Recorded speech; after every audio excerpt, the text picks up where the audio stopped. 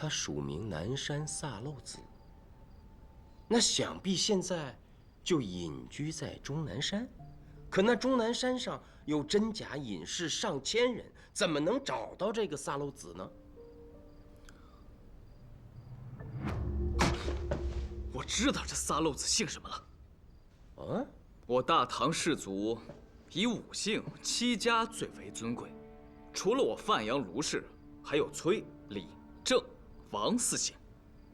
但是这个太原王氏入唐以后稍有逊色，故被人戏称为萨漏王家。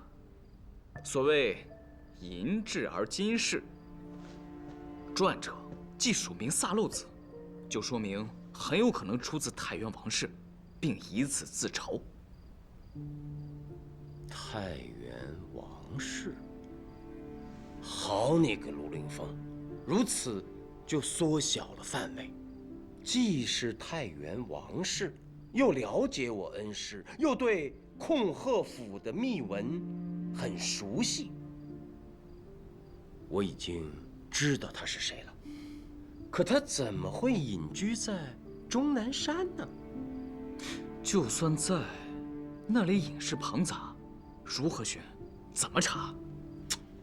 那要看让谁去查了。怎么，义妹有办法？我们家中有一卷书，叫《南山隐士录》，是我父亲私人撰写的。他最喜欢向朝廷推荐人才，所以花了大量时间去终南山访那些隐士，而且每隔1、2个月就要更新一次。明天我把书带来，不管你想查谁，翻翻那卷书，不就一清二楚了？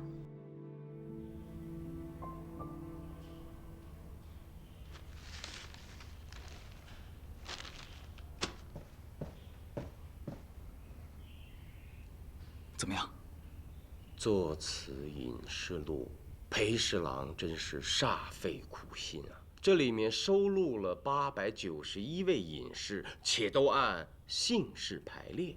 姓王的不少，但符合其他条件的没有。最重要的是，我心里所想的那个人根本就不在这名录之上。是不是我昨天的那番分析错了？这个南山萨漏子根本就不姓王。撰写此类书者，都喜欢用笔名别号，且别具深意。我觉得你昨天分析的颇有道理。撰写《沙思传》的人必姓王。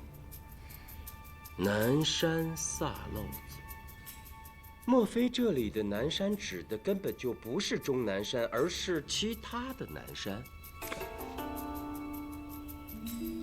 还有一种可能，就是裴侍郎书中所记载的并不详实。看来现在最好的办法就是我亲自去拜会一下裴侍郎。苏明，你疯了吧？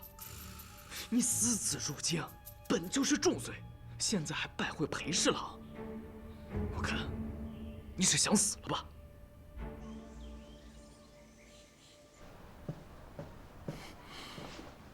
裴侍郎，卢凌风，你刚刚上任，你就击杀了沙司，你现在可是长安的红人呐！哈哈哈，找我有何事啊？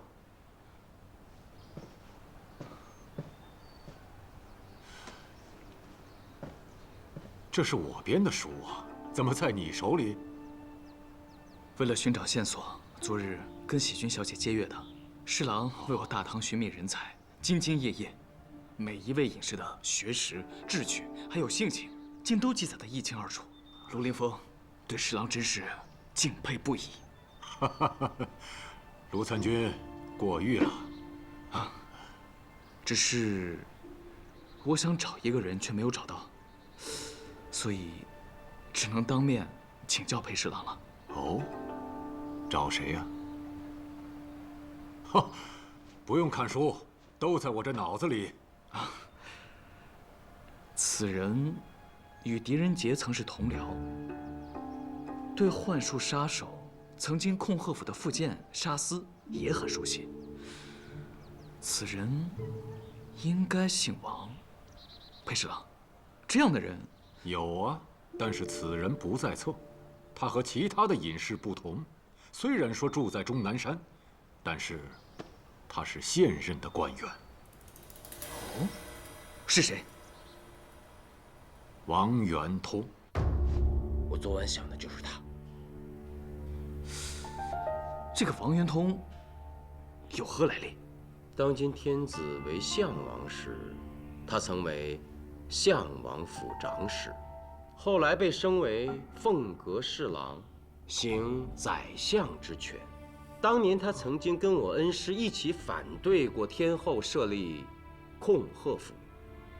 天后做事儿也绝，既没杀他，也没把他贬到外州去，而是就让他当控鹤丞，在天后南宠手下做事。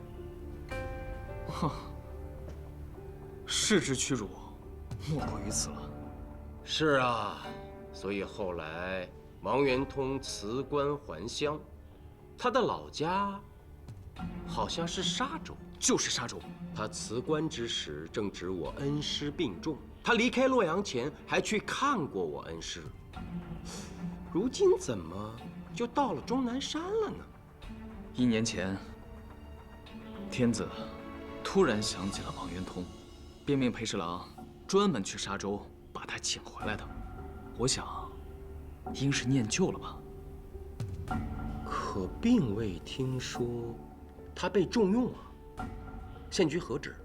就以闲职，管竹子的丝竹监，最大的一片竹林就在终南山，所以这个王元通便长期居住在那里。对上了，这个《沙司传》一定是王元通所写无疑。荣令峰，跟我去一趟终南山。哎，你先等一下，喜君已经绘出了贺兰雪的画像，我们看完再定下一步。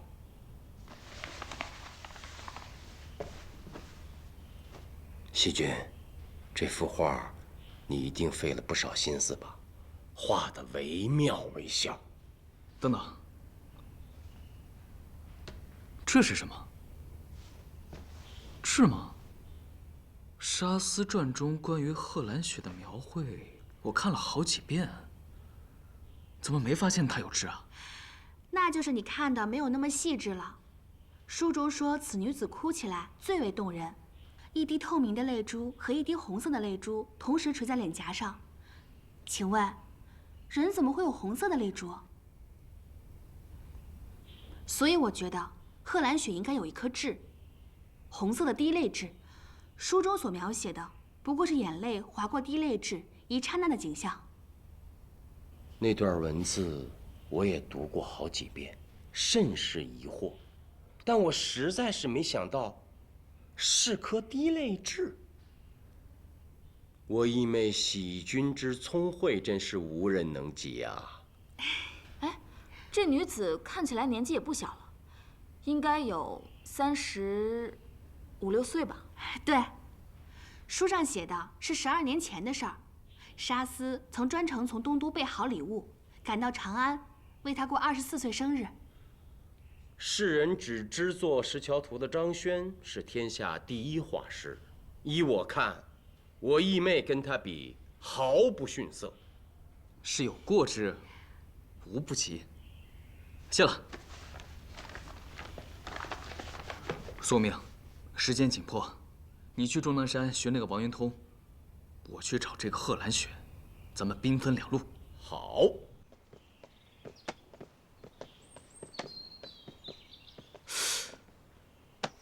喜君，你能不能再把那个小叫花子借我用用？他能帮你什么？书中记载，这个贺兰雪在平康坊霄云楼那个地方，你莫非从没去过秦楼楚馆？我才不信呢！我真没去过。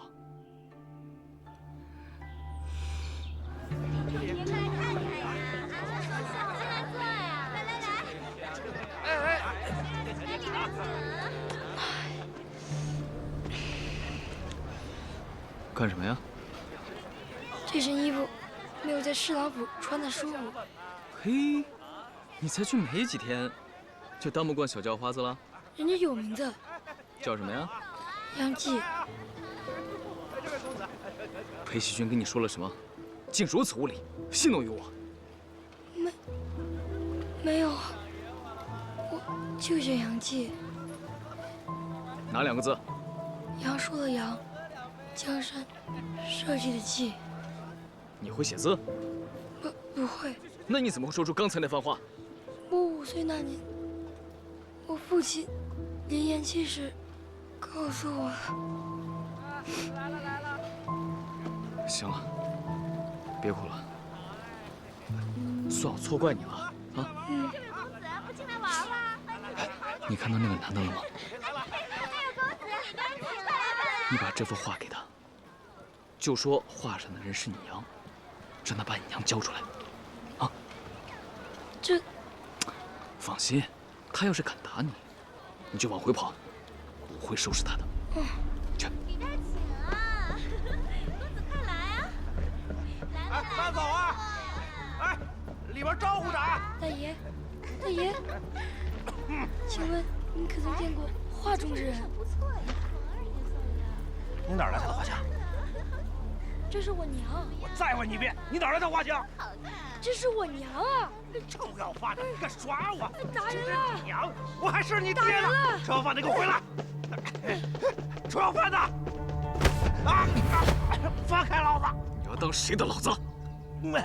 大爷，您高抬贵手，放过我吧。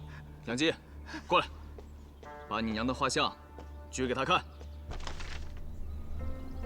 认识吗？不认识。啊！等，认识。她可叫贺兰雪，反正我们都叫她雪儿。她现在可还在霄云楼？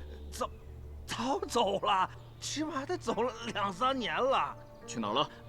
我不知道啊，我真不知道啊！大爷饶命啊！可有良人为她赎身？没有，你就这么确定？每年都有客人要为他赎身，可是他就是不走啊，好像在等着谁似的。后来他无处可去，就去了那个地方。去哪儿？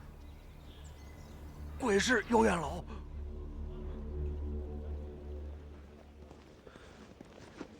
这鬼市的幽院楼我是听说过的，都是年老色衰的歌姬走投无路才会去的。这画像上的贺兰雪虽然有些年纪，但好像不到这个地步吧？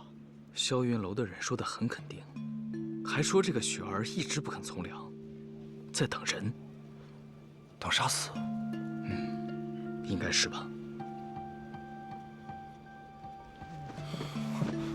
召集你的人，跟我去鬼市。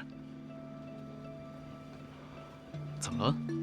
查长安红茶的时候，小五他们几个不是在鬼市？后来大将军便明令禁止金吾卫入鬼市，所以……不过我可以跟着中郎将，只是不想连累其他的兄弟们。算了，我现在是雍州司法参军，确实不该调金吾卫的人。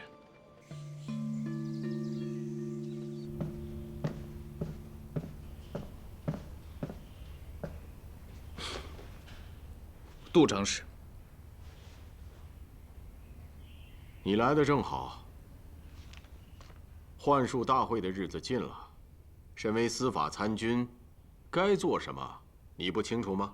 届时天子将与民同乐，可也不能全长安的百姓都进参天楼吧？咱们雍州府得把人选出来，这是你的差事。既然真正的杀司并未落网，那么抓捕此犯才是我之首责。哼，卢参军还真是专捡立功的事干呢啊！也罢，那些费力不讨好的活儿，我这个长史就替你做了。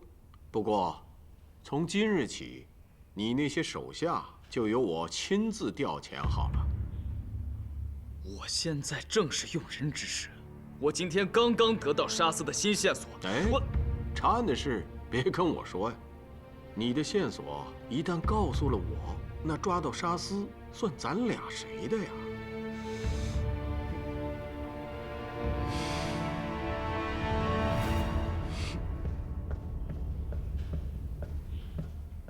新线索。定了12年，我就不信你能先于我抓到沙司。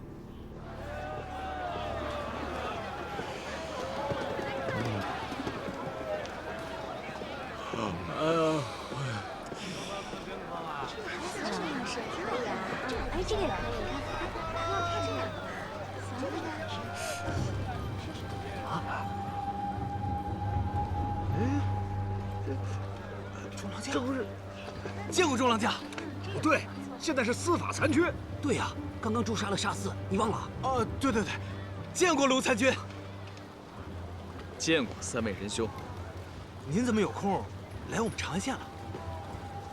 这次是专门来找3位仁兄，请你们助我查案的。啊，查案？回长安之前，苏无名特意提醒我，说在长安县，你老贾、你老罗、你老刘，个个有勇有谋，可堪大任。怎么，不肯帮我吗？啊，您怎么能提这个字儿呢？对呀，您现在是雍州的司法残军，我们都归你管啊。对呀，实不相瞒，刚刚我们仨还在那儿唠叨，这每天巡街实在是没劲。想想去年中元节，我等跟着苏县尉和中郎将大战鬼市，那才叫个痛快，不枉此生啊！太好了，这次还是鬼市，而且3位仁兄都会有艳福。啊，艳福？这卢参军不愧是太子的人，出手就是大方，还让咱们都花在这幽怨楼。我这辈子都没享过这福，只是不知道这里的女人比起平安坊的怎么样？有钱怕什么？捡最好的呗。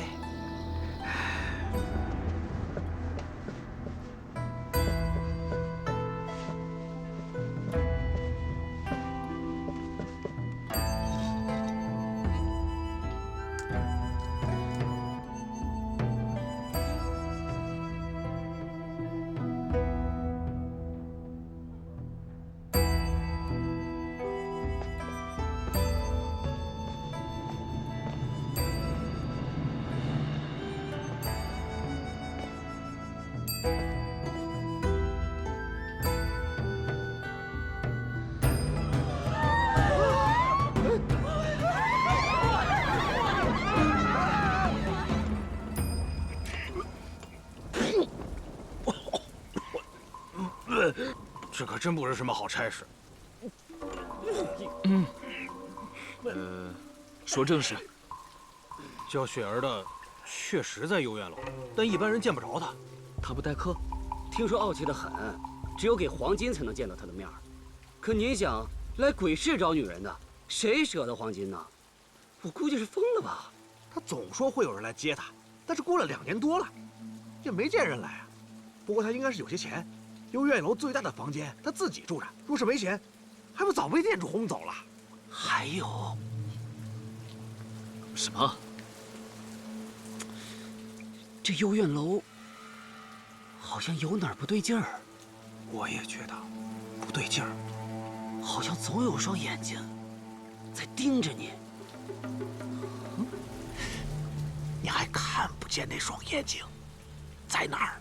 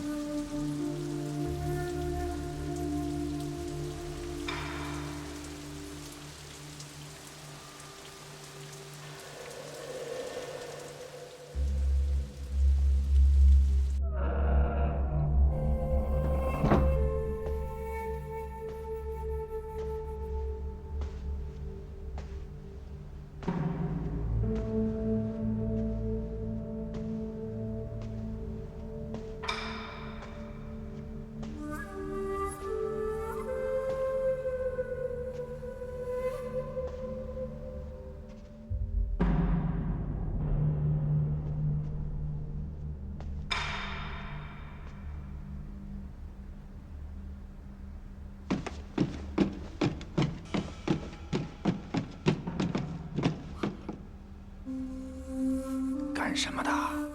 找人。来这儿都是找人，可你来的不是时候。怎么不是时候？这是鬼市，白天不做生意。我是来接人的，不做生意。来人！找死吗？我并无恶意，你们却想行凶。王法何在？鬼市不讲王法。这个，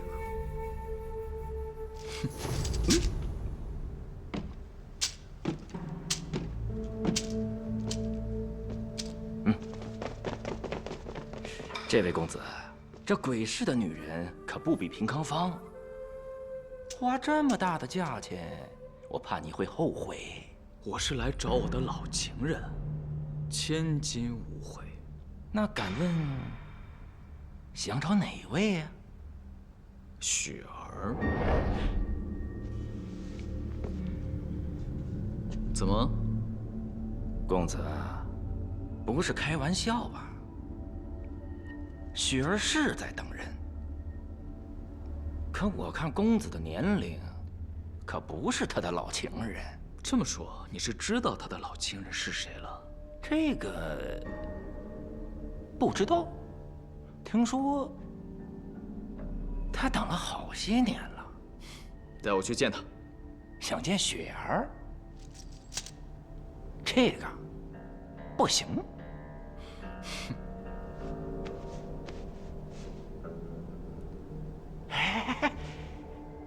你也知道，见雪儿需要黄金。实不相瞒，雪儿一来这幽怨楼，就给自己定了这邪门的规矩，快3年了，可从来没有一个肯出黄金。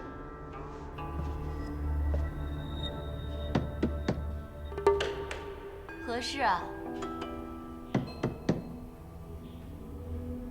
雪儿姑娘，有人来看你了。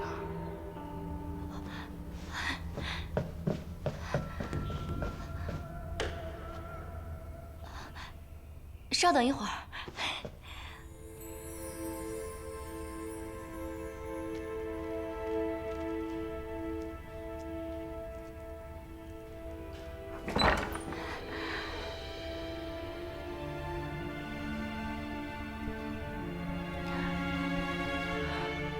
进来吧。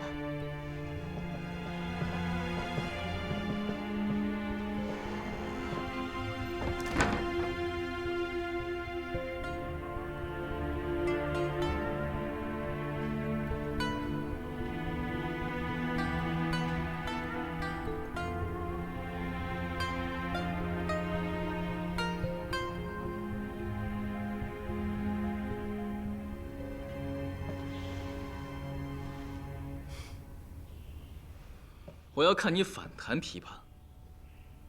年纪大了，弹不来了。昔日你在霄云楼艳压群芳，靠的就是反弹琵琶，而在我眼里，你一点都没老，和当年一样。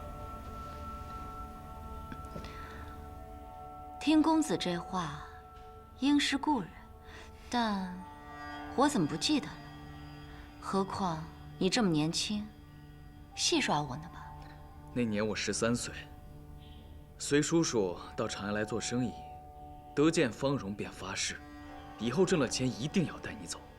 这么多年走南闯北，好不容易挣下一份家业，便回长安寻你，可你却离开了霄云楼。我费了好大的劲，花了很多钱，才找到你啊！我都快当真了。就是真的。那一年，平康坊举办群芳会，善舞的胡姬、古丽，善歌的湘女、柔环都很出众，但最后还是你，以反弹琵琶夺得花魁。那一天，我一直在座下看你。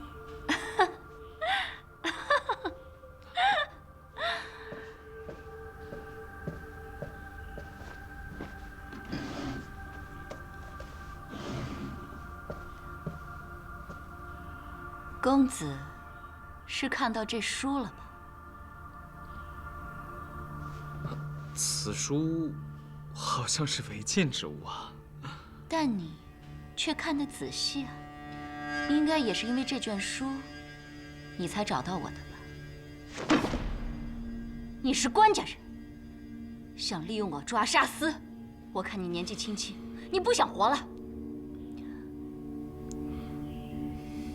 我承认，我就是书上所写的贺兰雪。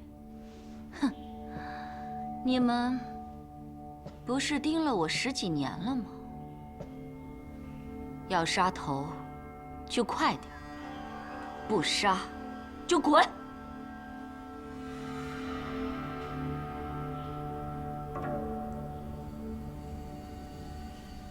好个卢凌风啊，竟摸到幽怨楼去了，还真有点本事。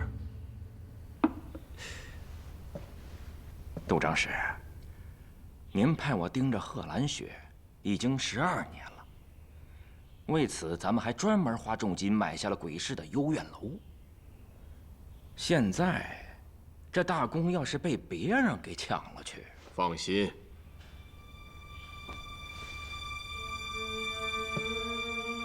就算他找到了贺兰雪，也是徒劳。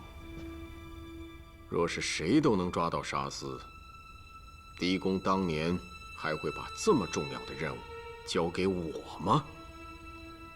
我算计着，沙司会在幻术大会之前接走贺兰雪。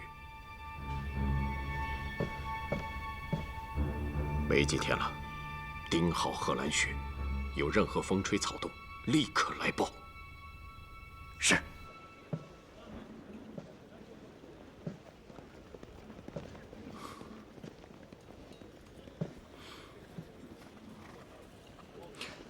昨夜，3位仁兄干得漂亮。今夜还得再去啊？啊什么？昨夜在幽怨楼没有找到相好的？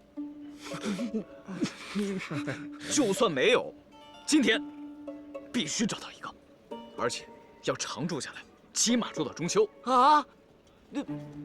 那还得4、5天呢。为了抓沙司，建奇功，3位仁兄委屈了。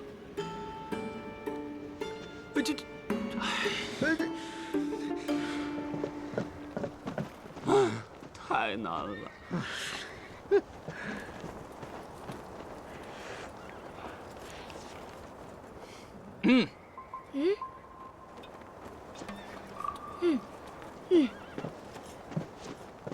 不愿意再当叫花子了，对吧？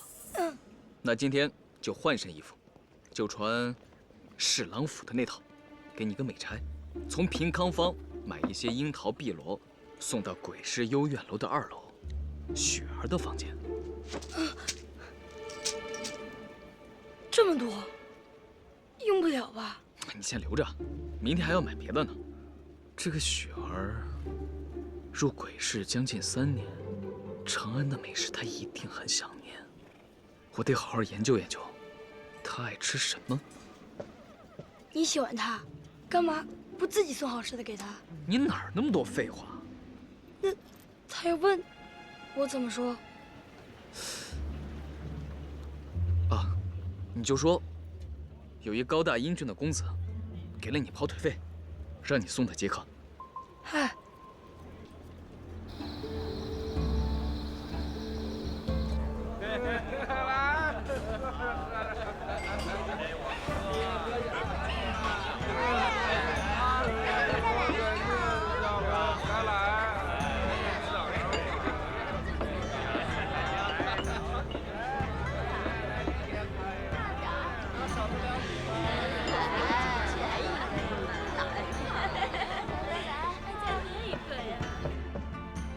放这儿吧，我不会为难你这个跑腿的。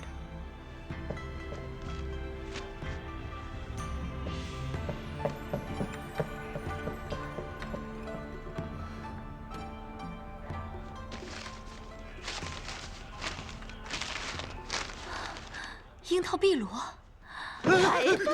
你能不能跟我说说雪儿？雪儿就住在隔壁，你干嘛老提她呀？这我可不高兴了。哎呀，你们着什么急呀？我看得明白，你不是为了我来的，要不然也不能老打听他。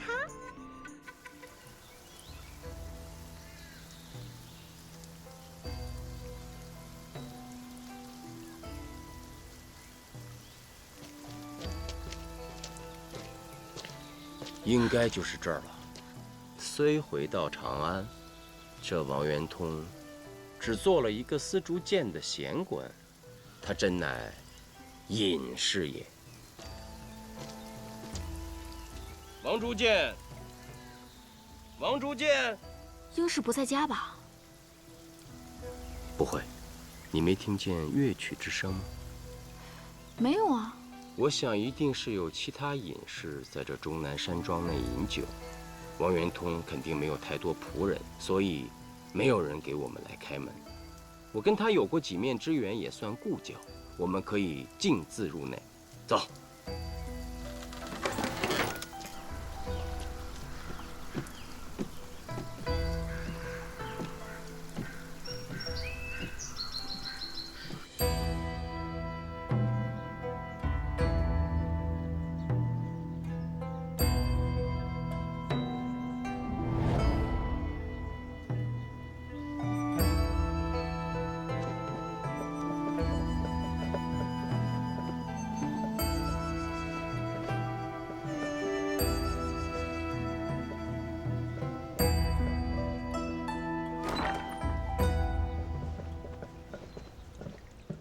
来者何人？洛州长史苏明见过王监。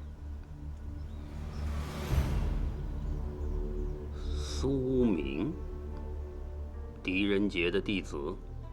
正是，在洛阳时曾与您见过几面。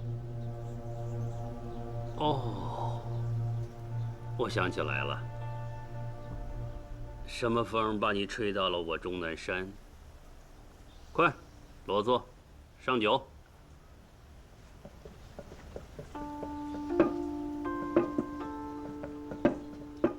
来，我敬二位。敬王监。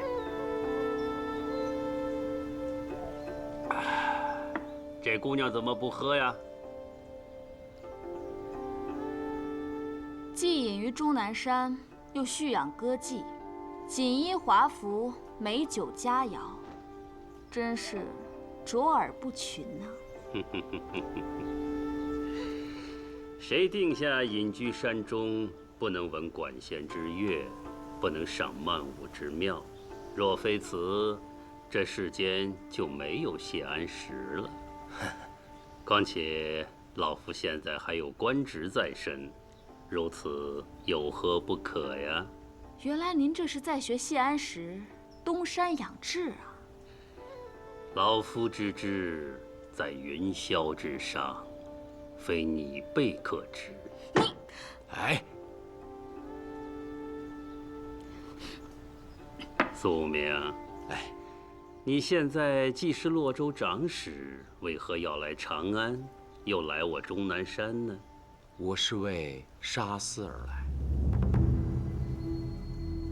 当年在洛阳，杀司案是我恩师查办的最后一案，结果却未如人愿，杀司逃出了洛阳，至今已过12载。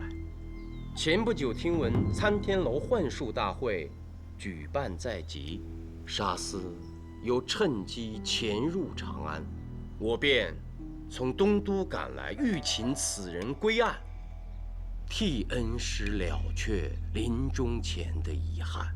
杀司之案，我倒是有所耳闻。不过你这次来，我又能帮你什么呢？有卷书，名曰《杀司传》。该书最后是这样写的：9世元年，萨漏子为官神都，号龙门夜宴，又喜登天津桥远望，故得闻以书记之，而杀司之事繁，所述6、7耳。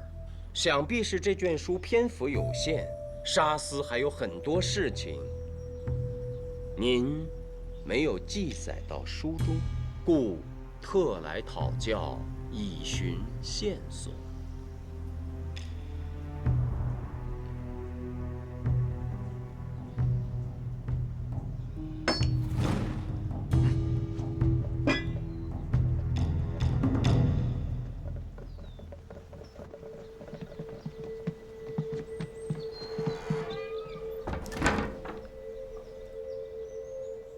谁告诉你《杀司传》是我写的？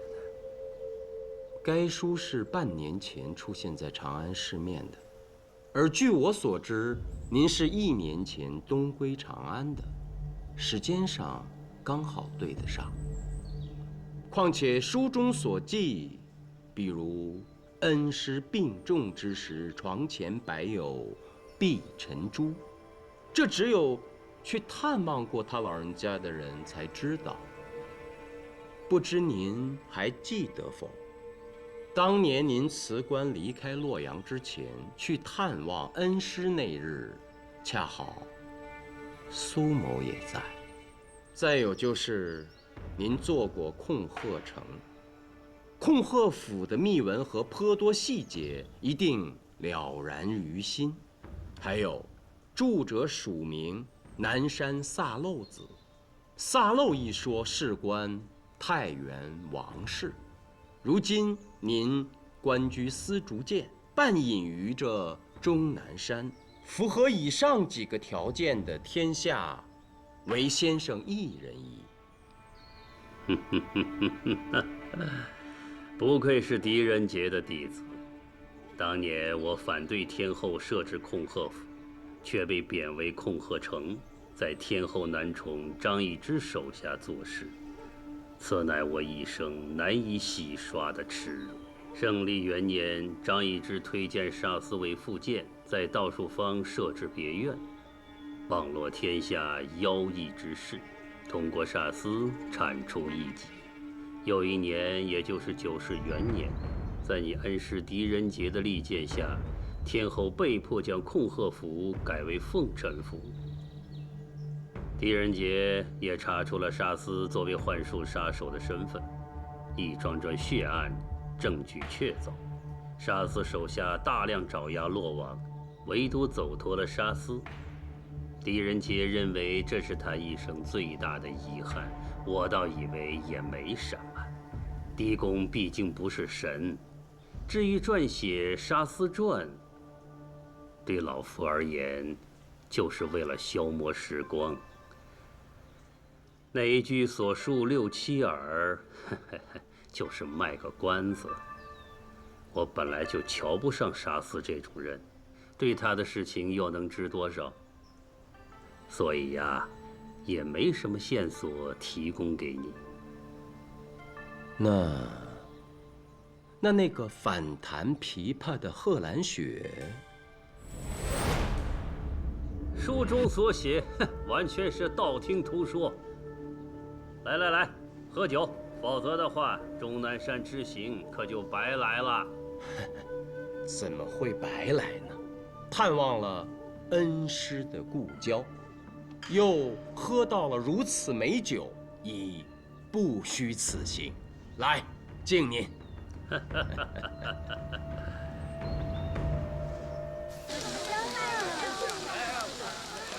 老板，要2斤头发肉，要烤到火候。好嘞。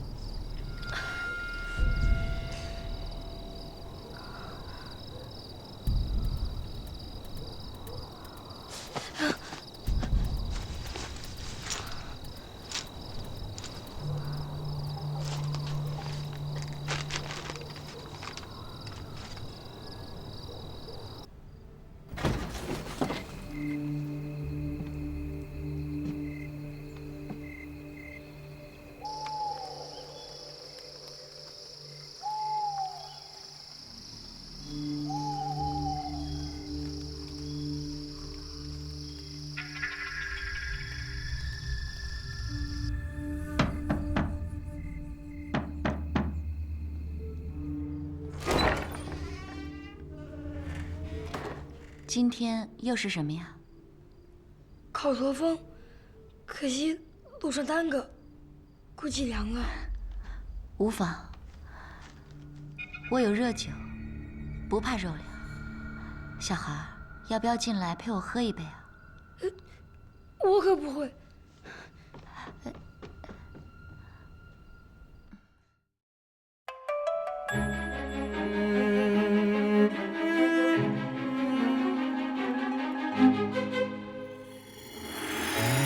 有风拨起，惊觉寒夜里，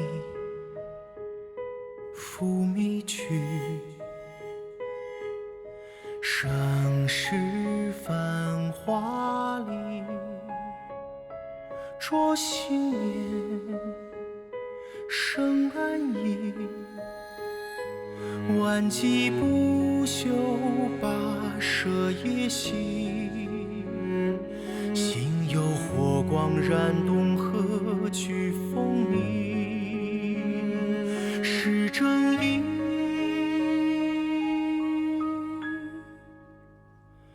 为这长夜孤影寻一个真理，凌云壮志为伴撑起了天地。苍生难移，将是非刻在朗朗心底，要真相重拾这正义。总有你无情暗涌在心里，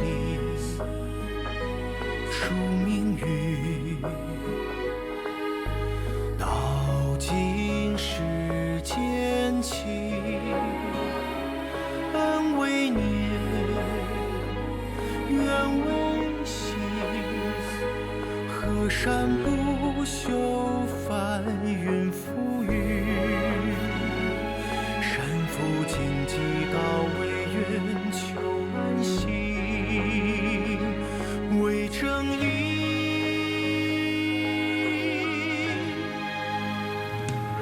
为这长夜孤影寻一个真理，凌云壮志为伴撑起了天地。苍生安逸，将是非刻在朗朗心底，要真相重拾这正义。